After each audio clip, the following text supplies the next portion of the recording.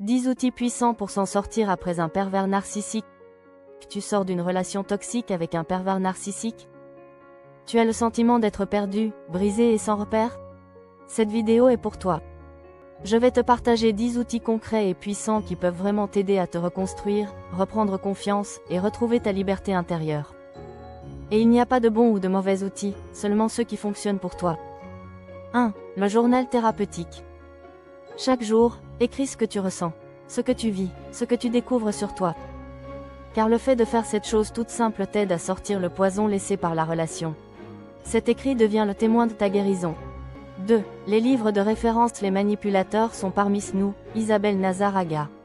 Femme sous emprise. Marie-France Irigoyen. Sortir de l'emprise. Christelle Petit-Colin. Lire, se documenter, c'est reprendre le pouvoir par la connaissance.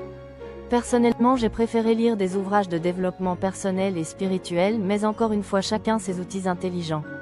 Trouve les tiens. 3. La thérapie spécialisée en trauma ou en emprise narcissique. Pas juste un psy, général. Cherche un thérapeute formé au traumatisme relationnel et aux personnalités toxiques.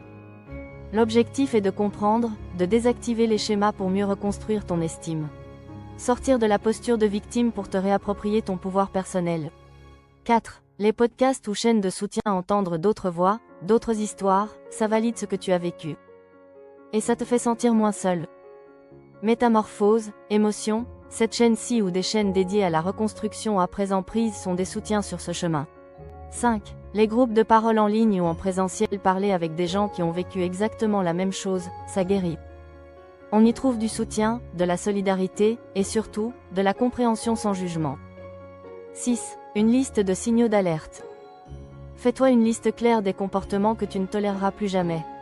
Comme: je ne tolère pas le silence radio pour me punir. Je ne tolère plus qu'on me coupe de mes proches. Je ne tolère plus la violence verbale et physique. J'examine de près les intentions cachées derrière les paroles blessantes. C'est une sorte de boussole après l'emprise, une arme anti-toxicité. 7. Plus de contact ou le strict minimum. Bloquer, couper, ne plus répondre, même si c'est dur, même si tu as peur de leur réaction. Les personnes toxiques n'ont plus leur place dans ta vie. C'est souvent le début de ta libération mentale.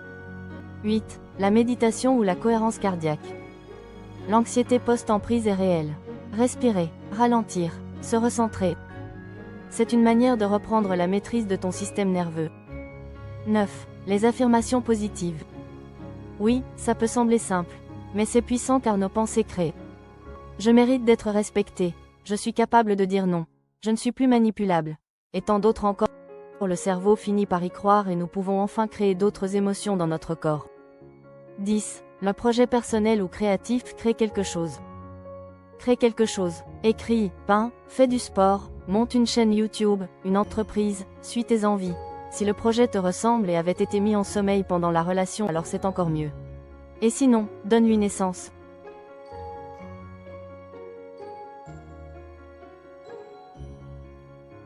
Chaque pas vers ton expression personnelle est une victoire sur l'emprise. Tu reprends ta vie en main. Conclusion: s'en sortir après un pervers narcissique est un chemin, pas un coup de baguette magique. Mais chaque outil que tu choisis, chaque petit pas que tu fais, te rendra plus riche que tu ne l'as jamais été. C'est un chemin difficile mais d'abondance vers toi-même. C'est une partie de toi que tu récupères. C'est une transformation de tes plus grandes blessures en force de vie. Oui, ce sera souvent inconfortable, mais il n'y a pas de voie plus positive que celle-là. Arme-toi de courage et mets-toi en marche. La vie t'attend. Partage cette vidéo si tu penses qu'elle peut aider quelqu'un qui en a besoin. Et garde à l'esprit qu'il n'est jamais trop tard pour quoi que ce soit. Prends soin de toi.